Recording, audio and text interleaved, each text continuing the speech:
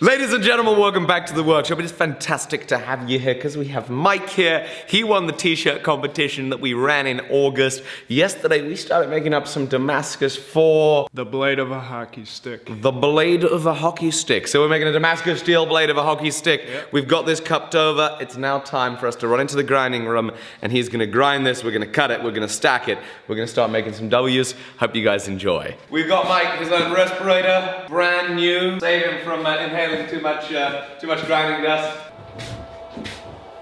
Right, so you can lock that in sideways in the vise. Have you used a big grinder like this before? Just before. Just small ones? Yeah. Okay. The principle is obviously all completely identical, aside from the fact that here you have many times the power in your hands. So when you're working with it, you want to be a lot more careful that you don't mess up, get it jumping on you and jumping around. You also want to be more careful that you're stood in a strong stance.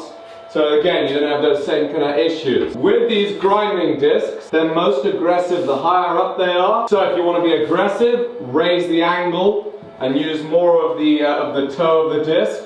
When you're on a plane, lower the angle. The way I like to work, I'm just going to work side to side like this, working all the way up the workpiece with a relatively aggressive angle, and then I'll lower my angle.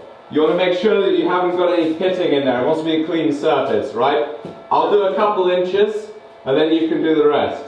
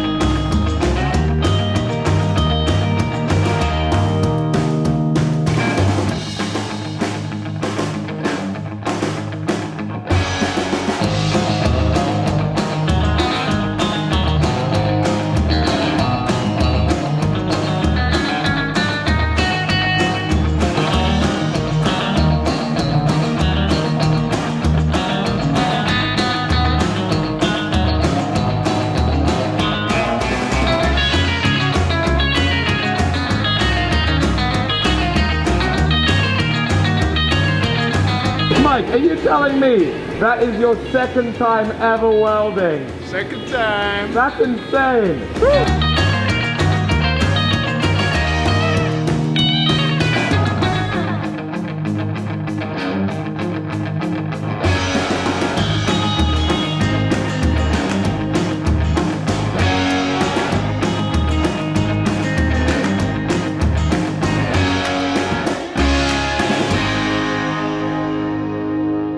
So right now, we have done everything from grinding to band sawing, and how is this your second time TIG welding?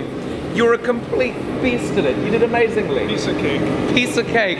I'm very embarrassed because that's a lot better than my second time TIG welding, and let's not talk about how much better it is than my current TIG welding. But anyway, it's in the forge. We gave it a little bit of a squeeze. We have fluxed it, and indeed it's back in the forge, and we're ready to give it a proper squish. But Mike, what do you want to squish it with? The power hammer or the press? The power hammer, of course. The power hammer it is. Yeah. I don't know how well it was captured on the video yesterday, but his face when he ran that power hammer the first time. He's just running this thing and his face is... I mean, I don't blame you, it's fun, it's fun. Running a power hammer is really fun. But yeah, so we'll turn it on, and this thing is probably just about ready to forge weld. Oh, I forgot. Did you see the stack? He was, you know, setting it up to TIG weld, and he lined it up, and you saw we could arrange it in a different way. Yeah.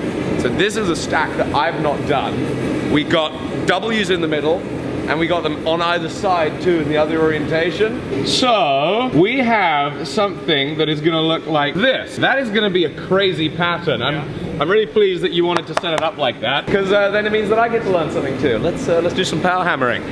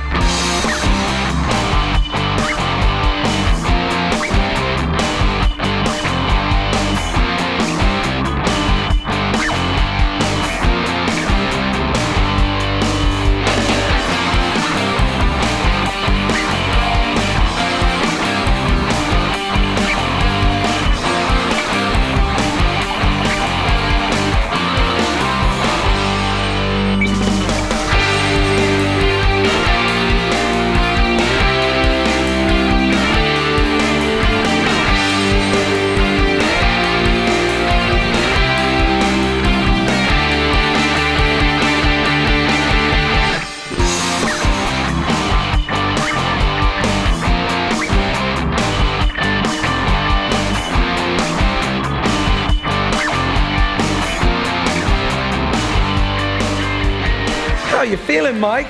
Pretty good. Absolutely.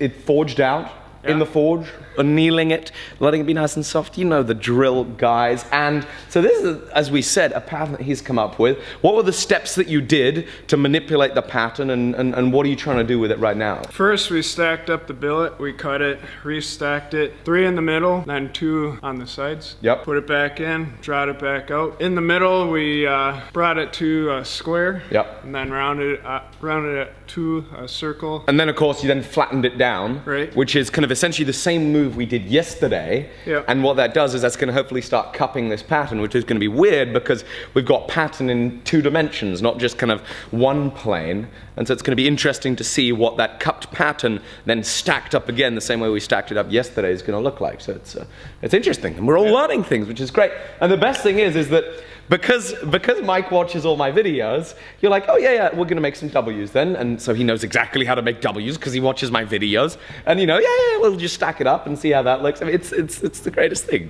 It's fun to hang out and work with somebody that's got a good contextual understanding of how it is that I like messing around with the Damascus steel and how I was taught. So it's nice to be sharing that, and it's also nice to be trying new techniques and new patterns. So that's great. So while that is annealing, and we got some time, and it is about 12:30 in the afternoon. What do you say, Mike? Should we get some food? Let's eat some grub.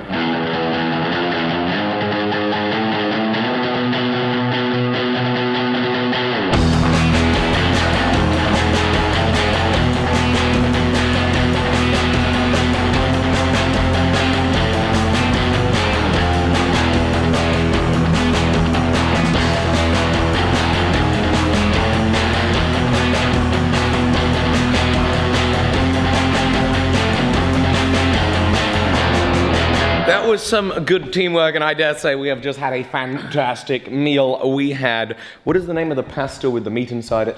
Tortellini? Tortellini, I think. sausage, tomato sauce, onion in with the sausage, as well as broccoli and carrots, my favorite. Oh my goodness, that was a killer meal. Food coma is setting in, but the grind is back. Or at least the grind needs to be back. And we're gonna take the piece that's now been annealed, we're gonna go back into the grinder and we're gonna grind it, we're gonna cut it, we're gonna stack it, and you know the drill.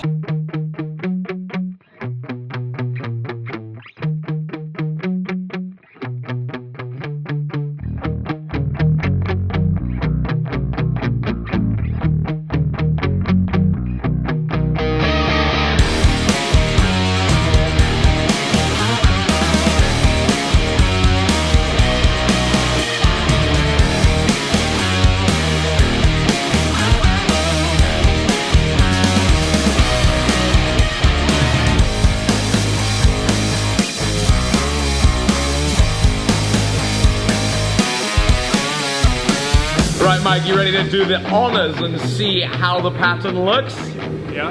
Dana, Dana, Dana, Dana, Dana, Dana, Dana, Dana, Dana, Dana, Dana. Okay, you can take it out. Oh, Pretty gnarly. oh yeah, that looks insane. That looks totally awesome. That looks insane. That is beautiful. We got the pattern oriented just right with our rounding and then the squishing for the W's. So that is awesome. And now, Mike, it is time For some more of your expertful TIG welding that's making my, that's putting my TIG welding to shame. So let's do that.